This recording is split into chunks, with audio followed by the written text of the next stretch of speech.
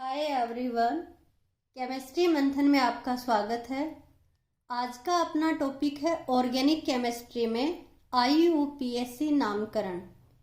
देखिए, आईयूपीएसी नामकरण की जरूरत क्यों पड़ी ऑर्गेनिक कंपाउंड्स में? क्योंकि देखिए, ऑर्गेनिक कंपाउंड्स बहुत ज़्यादा ऑर्गेनिक कंपाउंड्स होते हैं, तो सबका अलग अलग नाम रखने के लिए, अलग अलग पहचान करने के लिए आईयूपीएसी नोमेनक्लेचर की जरूरत पड़ी। तो देखिए, सबसे पहले IUPAC फुल फॉर्म की अगर बात करें तो international union of pure and applied chemistry. International union of pure and applied chemistry. तो देखिए, IUPAC नामकरण करते समय अपन को किसी भी कंपाउंड्स को ये एक फॉर्मूला टाइप में दे रखा है, इसमें से अब अगर अपन रख देंगे इसमें, तो वो एक पूरा उसका क्या हो जाएगा, नामकरण हो जाएगा। अभी देखिए, आपको ये पता नहीं चल रहा, कुछ समझ नहीं आ रहा कि ये क्या चीजें हैं, बट आज अपन पूरा इसी का सॉल्यूशन करेंगे और नेक्स्ट क्लास से अपन क्या करेंगे, नाम लिखना सीखेंगे। तो देखिए, आज की क्लास में जितना भी आपको पढ़ाया जाए वो आपको कल याद करके आना है, ठीक है? तो देखते हैं, सबसे पहले अपन देखिए क्या दे रखा है, टू यानी कि सेकेंडरी परफिक्स, यानी 2 डिग्री भी बोल सकते हैं सेकेंडरी परफिक्स, या सेकेंडरी क्या होगा, पूर्व लगन। और उसके साथ में क्या जुड़ेगा, 1 डिग्री यानी प्राइमरी परफिक्स, और उसके साथ में जुड़ेगा वर्ड रूट यानी number of carbon chain. Carbon chain कितनी भी लंबी हो सकती है, वो जो कार्बन की चेन होगी वो क्या होगा, वर्ड रूट होगा। अब प्राइमरी सफिक्स, सफिक्स क्या होता है, देखिए ये होता है बाद में लगने वाला, ठीक है? और सेकेंडरी सफिक्स, तो देखिए परफिक्स का मतलब क्या होगा कि जैसे अपन ये कहें कि किसी भी कंपाउंड्स के पहले नाम से यानी कि वर्ड रूट से पहले लगने वाला परफिक्स, और सफिक्स क्या होगा, वर्ड रूट के बाद में लगने वाला, ठीक है? इतना समझ में आया आपको? अब देखते हैं कि जो आईयूपीएसी नोमेनक्लेचर होता है उसके लिए सबसे पहले तो अपन को क्या करना होगा, किसी भी कंपाउंड की या कोई भी जो यौगिक है उसकी मूल संरचना की पहचान करनी है। और फिर जो मूल संरचना होगी वो सभी क्या होंगे, हाइड्रोकार्बन्स होंगे। अब हाइड्रोकार्बन्स क्या है, हाइड्रोजन और कार्बन से बनने वाले यौगिक हाइड्रोकार्बन होते हैं। हाइड्रोकार्बन के नाम के लिए क्या करते हैं अपन, एक वर्ड रूट लेते हैं यानी कि नंबर ऑफ कार्बन चेन, और वर्ड रूट के आगे और पीछे परफिक्स और सफिक्स लगा देते हैं, और फिर क्या हो जाता है, उसका नामकरण हो जाता है। अब आपको ये पता नहीं चल रहा कि क्या परफिक्स है, क्या सफिक्स है, क्या वर्ड रूट है, तो अब अपन एक एक करके इनको देखते हैं। देखिए, सबसे पहले परफिक्स क्या है, यानी पूर्व लगन। इसको क्या बोल सकते हैं, पूर्व लगन। तो जो पूर्व लगन होगा, ये सबसे पहले देखिए, जैसे कि सेकेंडरी पूर्व लगन क्या होता है, सेकेंडरी पूर्व लगन ब्रांच भी बोल सकते हैं, जैसे ब्रांच निकली हुई होगी किसी भी कार्बन की चेन में, जिसको सब्स्टिट्यूएंट बोला जाता है। देखिए, मैं एग्जाम्पल के लिए आपको अभी बता रही हूं, जैसे मान लिया जाए ये कार्बन की चेन है CH3 CH2 और CH, ये Cl लगा हुआ है और यहाँ पे CH3। तो देखिए होगा क्या कि जैसे ही ये क्या लगा हुआ है, कोई ना कोई सब्स्टिट्यूएंट लगा हुआ है, कोई ना कोई प्रतिस्थापी लगा हुआ है, तो ये होगा अपना सेकेंडरी परफिक्स, यानी कि द्वितीयक पूर्व लगन बोल सकते हैं, 2 डिग्री पूर्व लगन बोल सकते हैं। अब देखिए क्या है कि अगर प्राइमरी परफिक्स की बात करूं, तो प्राइमरी परफिक्स का मतलब होगा अगर कोई कार्बन कंपाउंड्स है उसमें चैन बन रही हो, यानी रिंग बन रही हो। रिंग कैसे बनेगी, जैसे ये कार्बनिक कंपाउंड है CH2 और ये थर्ड कार्बन, और ये रिंग बन गई, ये चैन बन गई, तो ये इसके लिए आएगा साइक्लो वर्ड काम में। साइक्लो। तो देखिए साइक्लो जो है ये है आपका प्राइमरी और क्या परफिक्स। अब अपन देखते हैं कि अपन ने क्या लिया, जैसे कोई ब्रांच लगी हुई हो, कोई सब्स्टिट्यूएंट लगा हुआ हो, उसके लिए अपन ने काम में लिया है सेकेंडरी परफिक्स। और जब कोई साइक्लिक कंपाउंड्स होते हैं, स्पाइरो कंपाउंड्स होते हैं, या फिर अगर एक साइकिल नहीं है डबल साइकिल है, जैसे कोई भी कंपाउंड है बाईसाइक्लिक है, तो उनके लिए अपन क्या काम में लेते हैं, बाईसाइक्लो। तो या तो स्पाइरो कंपाउंड्स, बाईसाइक्लो कंपाउंड्स, इनके लिए काम में लिया जाता है प्राइमरी परफिक्स। अब देखते हैं कि जो वर्ड रूट होता है ये क्या है, number of carbon chain. Main chain के अंदर कार्बन एटम, कितने कार्बन एटम हैं, जो लॉन्गेस्ट चैन होती है वो वर्ड रूट होता है। किस तरीके से, जैसे मैंने ये एग्जाम्पल दिया आपको, अभी मैं कोई नाम नहीं लिख रही हूँ ना, नाम आपको सिखा रही हूँ मैं, अभी सिर्फ अपन क्या कर रहे हैं, अभी जो अपन ने मैंने ये लिखा है फॉर्मूला, इसको अपन तोड़ रहे हैं कि ये परफिक्स क्या होता है, वर्ड रूट क्या होता है, सफिक्स क्या होता है। कोई भी नाम करने से, यानी कि नामकरण देते हैं तो उसको 3 कैटेगरी में तोड़ देते हैं कि परफिक्स लगाएंगे और उसको नाम देंगे मैन चैन को, और फिर सफिक्स लगा देंगे। तो इसी तरीके से देखिए ये जो कार्बन की चैन होगी, जैसे लॉन्गेस्ट चैन का मतलब होता है कि ये जो कार्बन की 4 कार्बन की जो चैन है इसको बोलेंगे वर्ड रूट। तो इस 4 के लिए भी अपन अलग अलग देखेंगे कि एक के कार्बन आएगा तो उसके लिए क्या काम में लेंगे, 2 कार्बन आएगा तो उसके लिए क्या काम में लेंगे।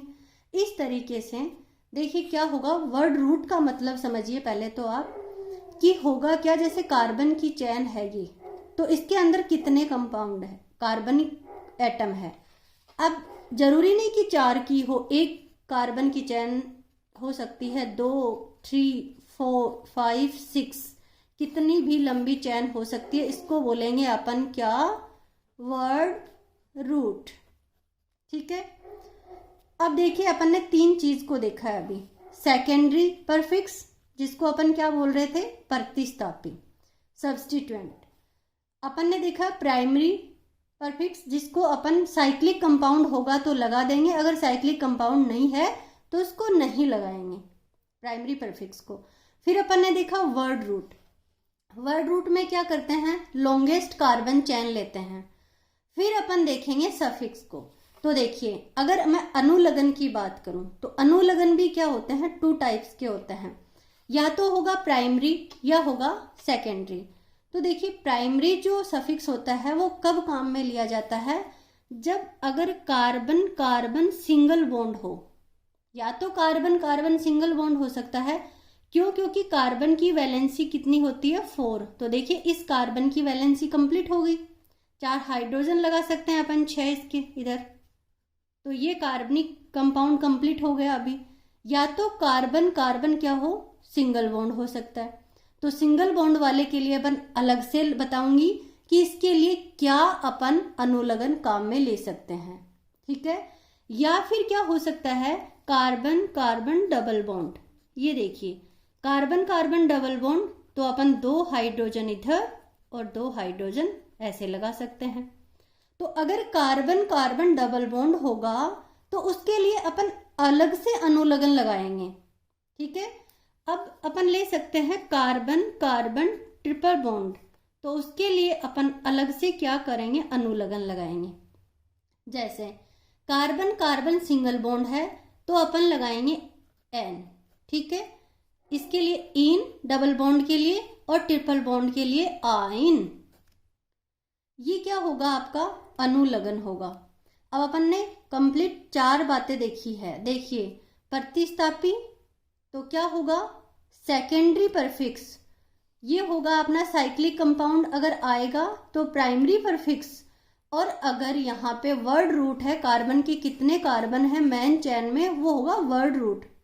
और अगर अपन सफिक्स की बात करें, अनुलग्न की बात करूं, तो सिंगल बॉन्ड होगा कार्बन कार्बन, तो उसके लिए अलग से क्या लगेगा, अनुलग्न। डबल बॉन्ड के लिए इन, और ट्रिपल बॉन्ड के लिए आइन। समझ आया। अब अपन देखते हैं कि अगर अपना सेकंड यानी कि सेकेंडरी सफिक्स काम में लिया जाता है, ये सबसे मेन होता है।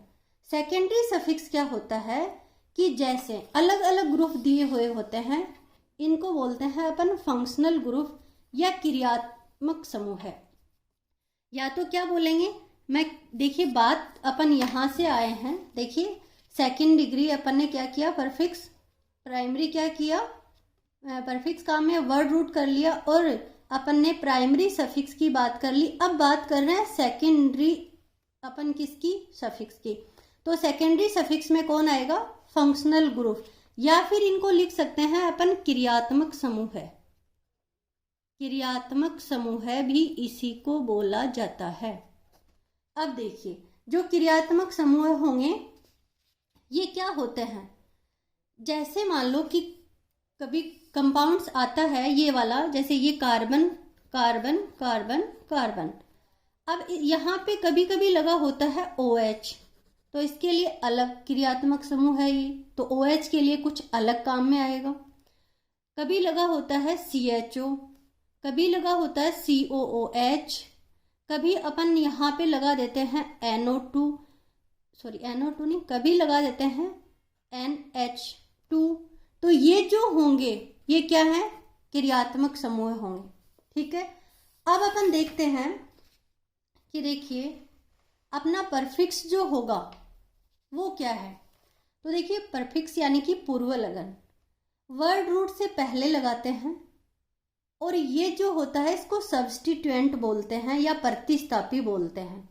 अब ये प्रतिस्थापी कितने टाइप के होते हैं, कौन कौन से होते हैं, तो वो देखिए हेलोजन हो सकता है, हेलोजन के अंदर फ्लोरीन क्लोरीन ब्रोमीन और आयोडीन। अगर फ्लोरीन लगा हुआ होगा तो अपन लगाएंगे बोलेंगे उसके लिए फ्लोरो। कैसे, जैसे मान लीजिए ये कार्बन है, ये कार्बन कार्बन और यहाँ पे लगा हुआ है फ्लोरीन, तो इसके लिए काम में लिया जाएगा फ्लोरो। या लगा हुआ है क्लोरो, यहाँ पे फ्लोरीन ना लगा हो, Cl लगा हुआ हो तो काम में लेंगे क्लोरो। ब्रोमीन लगा हुआ हो तो ब्रोमो, आयोडीन लगा हुआ हो तो आयोडो। इसी तरीके से देखिए यहाँ पे अपन NO2 लगा हुआ हो नाइट्रो, ये N double bond O nitroso बोलते हैं इसको, कभी कभी ये NO भी लिखा हुआ आता है NO, तो ये होता है नाइट्रोसो। अब देखिए CH4 होता है मेथेन। अगर मान लीजिए ये CH4 है, CH4 को क्या बोलते हैं, मेथेन। अगर इसमें से एक हाइड्रोजन हटा दें और क्या कर दें, एक वैलेंसी रिक्त हो, एक वैलेंसी क्या है खाली है ये, और यहाँ पे CH3 लगा दें तो ये हो जाएगा मैथिल या मिथाइल।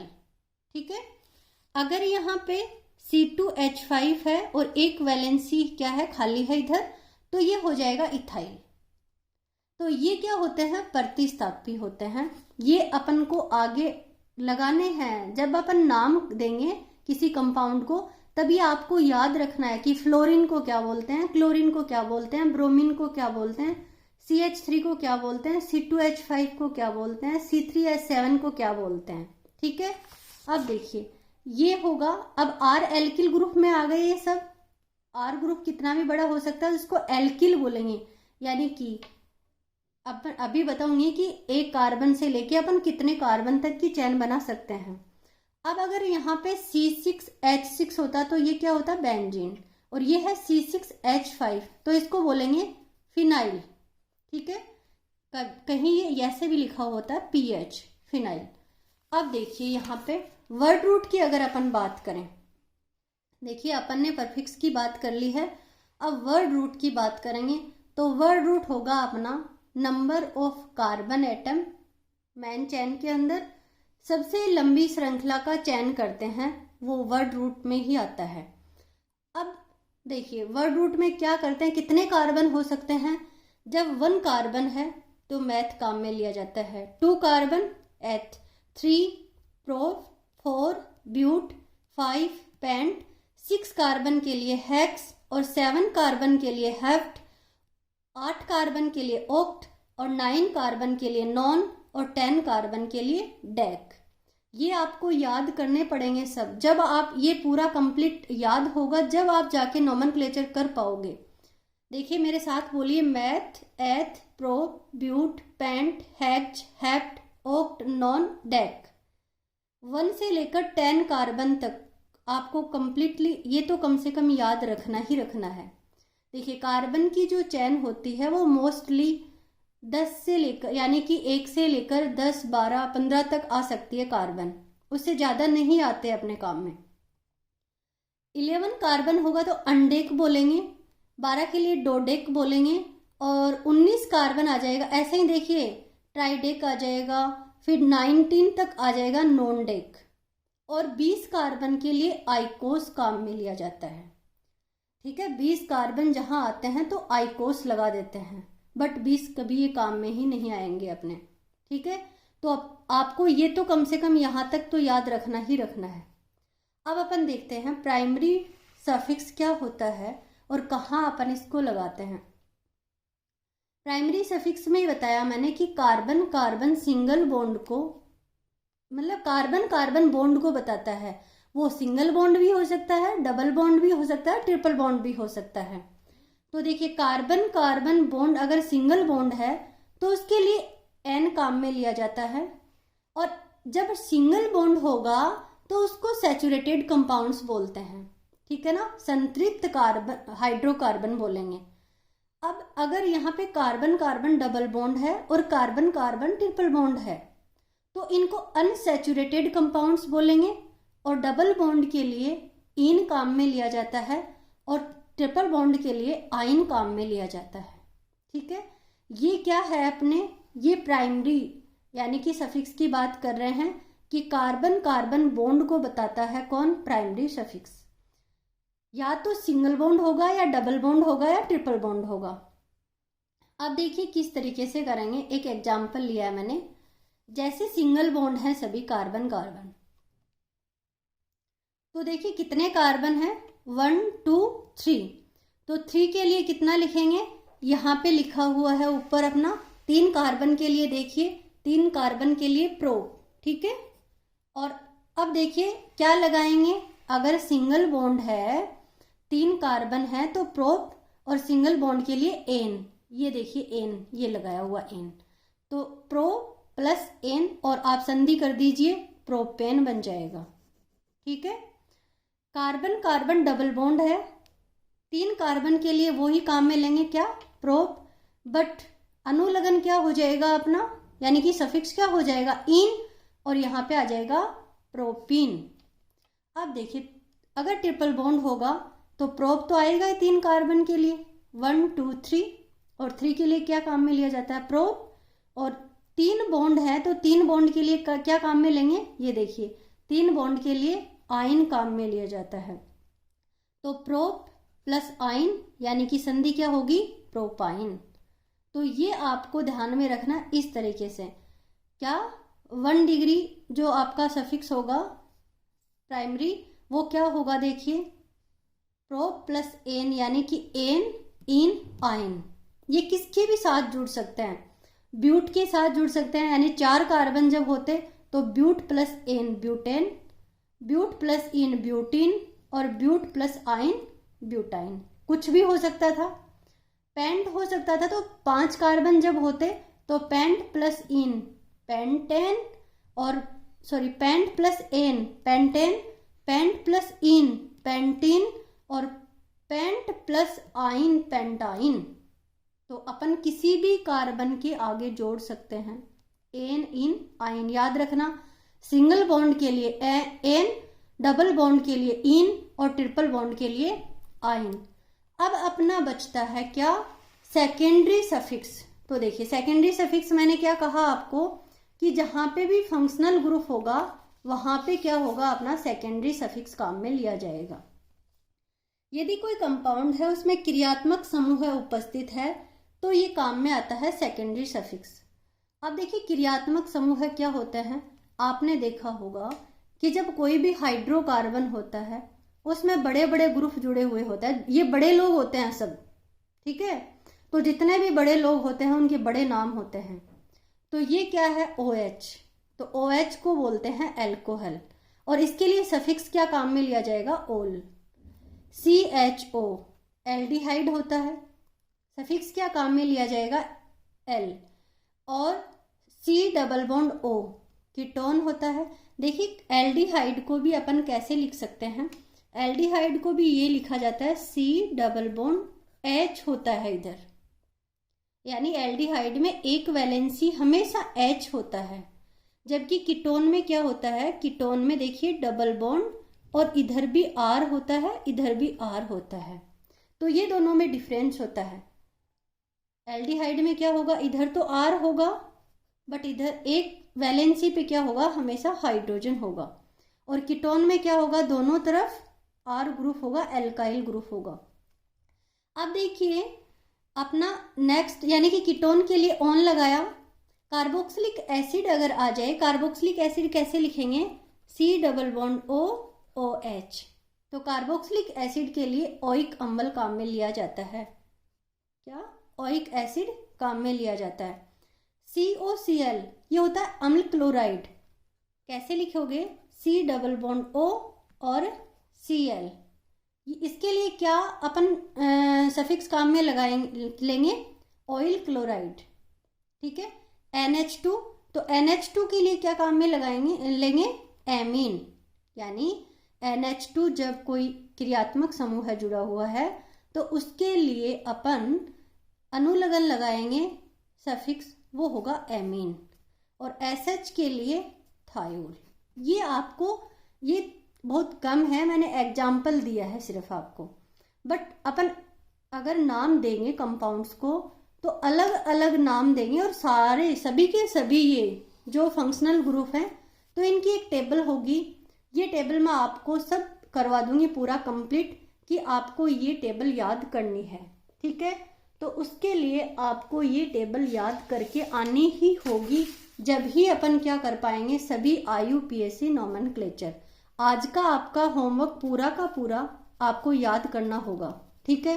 अब देखिए ये क्या है टेबल, अपन देखते हैं इसको। कार्बोक्सिलिक एसिड है, तो कार्बोक्सिलिक एसिड के लिए देखिए अपन को अभी अनुलग्न सीख लेना आप, तो अनुलग्न काम में लिया जाता है ओइक एसिड। जैसे ये 4 कार्बन है, तो 4 कार्बन के लिए अपन लेंगे ब्यूटेनोइक, ब्यूट तो 4 के लिए काम में लिया जाता है, और ओइक एसिड अम्ल के लिए, कार्बोक्सिलिक एसिड के लिए क्या लगाएंगे, ओइक, और कार्बन कितने हैं, 4, तो 4 के लिए अभी देखो अपन ने बात की है कि 4 के लिए क्या काम में लेंगे, 4 कार्बन के लिए ब्यूट, तो 4 कार्बन के लिए ब्यूट, और एसिड के लिए ओइक एसिड, तो ब्यूटेनोइक एसिड। इस तरीके से पूरी टेबल आपको याद रखनी है। बाकी अपन जैसे ही अपन नाम देंगे कंपाउंड्स को तो आपके सब कुछ समझ में आ जाएगा।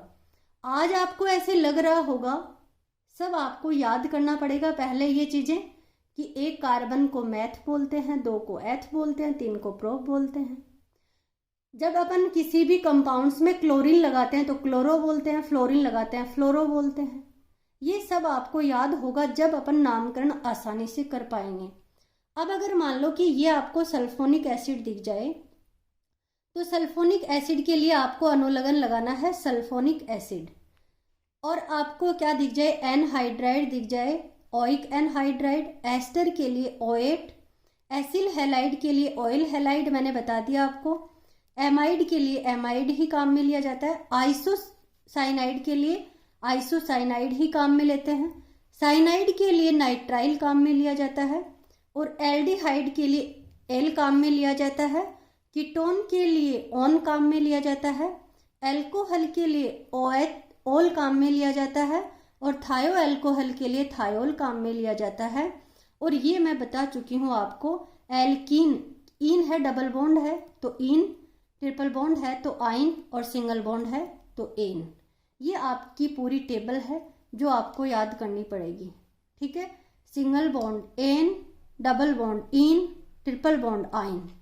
एमीन के लिए एमीन, थायोल, थायोल एल्कोहल के लिए ऑल, और कीटोन के लिए ऑन, एल्डिहाइड के लिए एल, साइनाइड के लिए नाइट्राइल, आइसोसाइनाइड के लिए क्या होगा, देखिए आइसोसाइनाइड के लिए आइसोनाइट्राइल, और एमाइड के लिए एमाइड ही, एसिल हैलाइड के लिए ऑयल हैलाइड, और एनहाइड्राइड के लिए ओइक एनहाइड्राइड, एस्टर के लिए ओएट, और सल्फोनिक अम्ल के लिए क्या काम में लोगे, सल्फोनिक एसिड, और कार्बोक्सिलिक एसिड के लिए ओइक अम्ल।